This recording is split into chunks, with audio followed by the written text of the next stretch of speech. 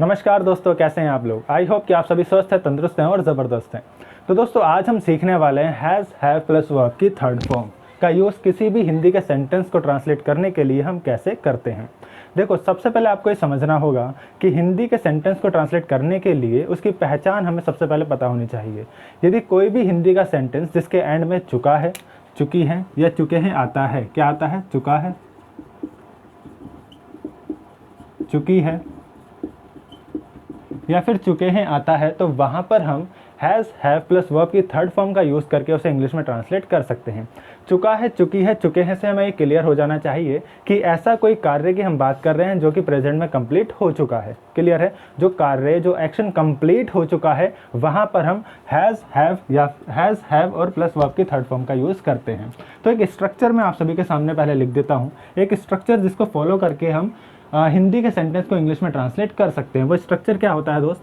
वो रूल होता है, सबसे पहले आपको सब्जेक्ट का यूज़ करना होता है, फिर उसके बाद हैज़ या फिर हैव में से कोई एक चीज़ का यूज़ करना होगा, देन वर्ब की थर्ड फॉर्म का यूज़ करना होगा और लास्ट में ऑब्जेक्ट आपको लगाना होगा। क्लियर है? अब सबसे पहले मैंने क्लियर आपको पहचान क्लियर की कि किस तरह के सेंटेंस को हम इस रूल की मदद से इंग्लिश में ट्रांसलेट कर सकते हैं। दोबारा सुनिए, ऐसा कोई भी हिंदी का सेंटेंस जिसके एंड में चुका है, चुकी है या चुके हैं आ जाता है, या फिर ऐसा कोई भी कार्य जो कंप्लीट हो चुका है, कंप्लीट हो चुका है, तो वहाँ पर हम इस रूल की मदद से उसको इंग्लिश में ट्रांसलेट कर सकते हैं। फॉर एग्जांपल, अगर मैं एग्जांपल लेता हूँ तो जैसे कि मैं खाना खा चुका हूँ, मैं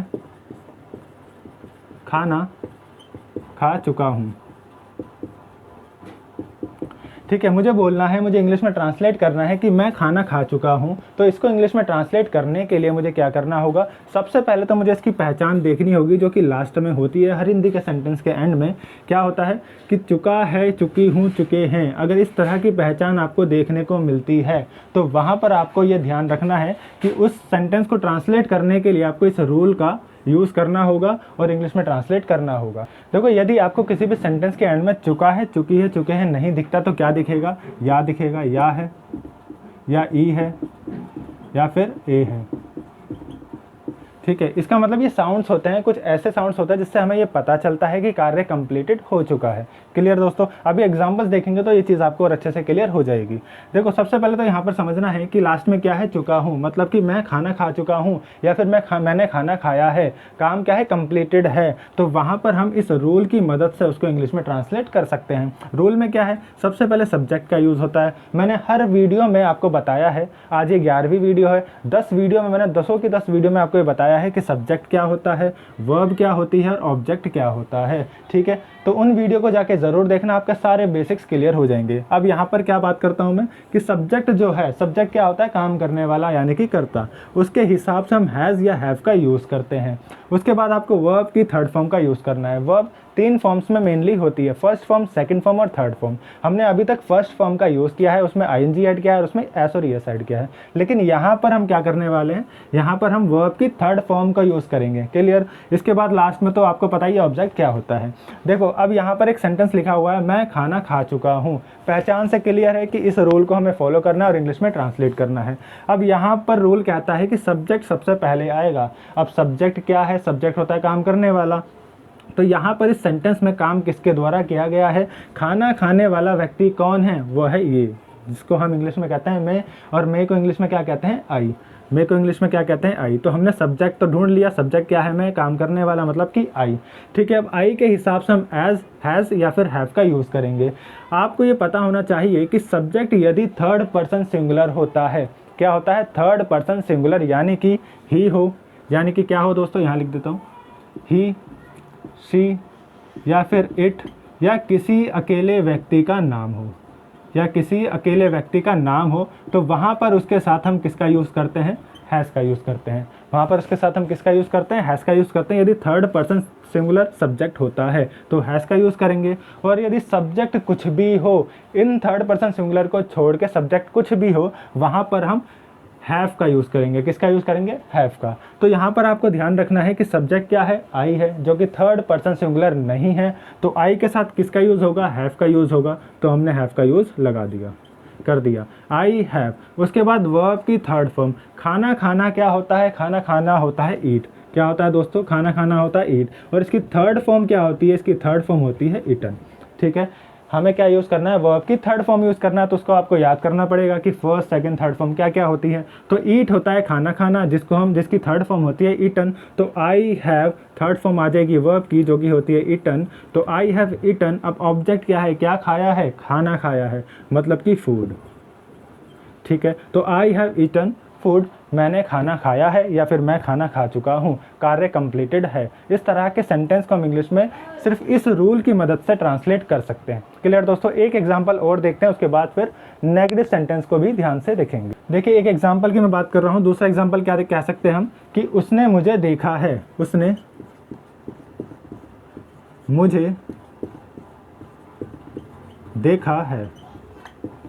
अब मैंने आपको क्या बताया कि कोई भी ऐसा सेंटेंस जिसके एंड में चुका है, चुकी है, चुके हैं आता है, तो उसको हम इंग्लिश में ट्रांसलेट करने के लिए इस रूल की मदद से इंग्लिश में ट्रांसलेट कर सकते हैं। लेकिन अब यहाँ पर आप कंफ्यूज हो जाओगे, क्या कहोगे कि इस रूल में तो चुका है, चुकी है, चुके हैं है ही नहीं, यहाँ पर क्या है, देखा है। मतलब इस देखा है से आपको क्या क्लियर होता है कि ऐसा कोई कार्य जो कि प्रेजेंट में, जो कि प्रेजेंट की सेंस देता है और प्रेजेंट से भी रिलेटेड होता है, उसमें क्या है, कार्य कंप्लीट हो चुका है। मतलब कि उसने मुझे देखा है ऐसे कहूँ, या फिर कहूँ वह मुझे देख चुकी है, इस तरीके से कहूँ। बात दोनों की सेंस दोनों की सेम है। क्लियर, ये चीज़ आपको समझनी है। तो उसने मुझे देखा है या फिर वह मुझे देख चुकी है, सेंस यहाँ पर दोनों की क्लियर है, यहाँ पर दोनों की सेम है। तो यहाँ पर आपको क्या करना है, मैंने यहाँ पर बताया है कि अगर कोई ऐसा साउंड, ऐसा वर्ड आता है जहाँ पर आपको क्या, देखा है, या है, ई है, ए है आता है, और यहाँ पर एक और ऐड कर लेना, आ है। यहाँ पर क्या साउंड है, आ है। मतलब कि आपको सिर्फ इतना ध्यान रखना है कि ऐसा कोई कार्य जो प्रेजेंट से रिलेटेड है और कार्य कंप्लीटेड है। यहाँ पे प्रेजेंट से रिलेटेड है और कार्य कंप्लीटेड है, मतलब कि उसने मुझे देखा है, वह मुझे देख चुकी है। तो वहाँ पर भी मैं किसका यूज़ करूँगा, इसी रूल का यूज़ करूँगा। क्लियर। अब यहाँ पर देखना है, सबसे पहले सब्जेक्ट का यूज़ होगा। तो सब्जेक्ट क्या होता है, सब्जेक्ट होता है काम करने वाला। यहाँ पर किसने मुझे देखा है, देखने का काम हुआ है ना, मुझे देखा है, किसने देखा है, उसने देखा है। उसने यदि लड़का है तो ही, लड़का है तो ही, अगर लड़की है तो शी। अब मान लेते हैं, अज्यूम कर लेते हैं कि लड़का है, ठीक है, तो ही आ जाएगा लड़के के लिए। उसने मुझे देखा है, उसने के लिए आ गया ही, सब्जेक्ट हुआ ही। क्लियर। अब ही के हिसाब से, ही के ही अकॉर्डिंग हैज़ या हैव का यूज़ करने वाले हैं। अभी मैंने बताया था कि अगर सब्जेक्ट थर्ड पर्सन सिंगुलर होता है, यानी कि इनमें से कोई एक होता है, तो हमें हैज़ का यूज़ करना है। और इनके अलावा कुछ भी होता है, चाहे फर्स्ट पर्सन हो, सेकंड पर्सन हो, या फिर प्लूरल हो, या फिर दे हो, तो वहाँ पर हम हमेशा हैव का यूज़ करेंगे। क्लियर। अब यहाँ पर क्या है, सब्जेक्ट ही है, जो कि क्या है, थर्ड पर्सन सिंगुलर है। तो यहाँ पर हम किसका यूज़ करेंगे, हैज़ का यूज़ करेंगे, क्योंकि थर्ड पर्सन सिंगुलर है। क्लियर दोस्तों। तो ही हैज़। अब हैज़ के बाद क्या आएगा, वर्ब की थर्ड फॉर्म आएगी। यहाँ पर कार्य क्या हुआ, वर्ब क्या होती है, काम, कार्य, क्रिया, एक्शन। यहाँ पर क्या एक्शन हुआ, क्या कार्य हुआ, देखने का। ठीक है। अब देखना क्या होता है, देखना होता है सी। लेकिन सी तो भाई फर्स्ट फॉर्म हुई ना। अब फर्स्ट फॉर्म तो हम यहाँ पर यूज़ करेंगे नहीं, यहाँ पर क्या यूज़ करेंगे, थर्ड फॉर्म यूज़ करेंगे। तो थर्ड फॉर्म जो है सी की, वो क्या होती है, थर्ड फॉर्म होती है दोस्त सीन। थर्ड फॉर्म क्या होती है, सीन, सी, सो, सीन। तो यहाँ पर हम क्या करने वाले हैं, वर्ब की थर्ड फॉर्म यूज़ करने वाले हैं, ही हैज़ सीन। अब लास्ट में ऑब्जेक्ट आएगा, तो किसे देखा है, मुझे देखा, he has seen me. He has seen मी, वह मुझे देख चुकी है या उसने मुझे देखा है, एक ही सेंस है। क्लियर दोस्तों। अब यहाँ पर आपको ध्यान रखना है कि नेगेटिव सेंटेंस में हम क्या करते हैं, नॉट को थर्ड प्लेस पर लगा देते हैं। क्लियर। नॉट को थर्ड प्लेस पर लगा देते हैं, फर्स्ट प्लेस, सेकंड प्लेस, इसमें से कोई एक चीज़ आती है, थर्ड प्लेस पर नॉट आ जाएगा, फिर वर्ब की थर्ड फॉर्म, उसके बाद ऑब्जेक्ट आ जाएगा। क्लियर। और इसी प्रकार से यदि हम इंट्रोगेटिव या इंटेरोगेटिव को इंग्लिश में ट्रांसलेट करना चाहते हैं, तो उसके लिए क्या करेंगे, तो ये जो हेल्पिंग वर्ब होती है, हैज़ और हैव, इसको सब्जेक्ट से पहले लगा देते हैं और सब्जेक्ट को हेल्पिंग वर्ब के बाद लगा देते हैं। जैसे कि मुझे इसी में अगर चेंज करना हो कि क्या उसने मुझे देखा है, मैं लिख देता हूँ। जैसे कि मुझे चेंज करना हो, क्या उसने मुझे देखा है, क्वेश्चन मार्क है ना। तो क्या उसने मुझे देखा है, इसको इंग्लिश में ट्रांसलेट करने के लिए क्या करूंगा, ये इंटरोगेटिव सेंटेंस है, प्रश्नवाचक है, येस और नो में आंसर दिया जाता है। तो यहाँ पर क्या उसने मुझे देखा है को इंग्लिश में बनाने के लिए मैं हेल्पिंग वर्ब को सबसे पहले लिखूंगा। और किसके हिसाब से लिखूंगा, सब्जेक्ट के अकॉर्डिंग लिखूंगा। सब्जेक्ट क्या है, उसने, है ना, उसने क्या होता है, ही। ठीक है। तो ही हैज़ सीन मी, ये तो क्वेश्चन तो हुआ नहीं, ये तो अफर्मेटिव सेंटेंस है। लेकिन मुझे क्या करना है, ये जो हैज़ हैव है ना, इसको आगे लिखना है सब्जेक्ट से, और has have according to subject हम यूज़ करेंगे। अगर सब्जेक्ट ही है तो इसके हिसाब से हम क्या, हैज़ का यूज़ करेंगे। तो हैज़ ही सीन मी, और यहाँ पे लास्ट में क्वेश्चन मार्क। ये हो जाता है हमारा इंट्रोगेटिव सेंटेंस। क्लियर है दोस्तों। नेगेटिव इंट्रोगेटिव बहुत ही ईजी है, आपको बस थर्ड प्लेस पर नॉट के लिए थर्ड प्लेस पर नॉट लगा देना है, और इंट्रोगेटिव के लिए आपको क्या करना है, हैव को सब्जेक्ट से पहले यूज़ करना है। आई होप दोस्तों कि आपको ये समझ में आया होगा। तो आज की वीडियो यहीं तक रखते हैं, फिर मिलेंगे एक नई वीडियो के साथ, नई कॉन्सेप्ट के साथ। धन्यवाद दोस्तों।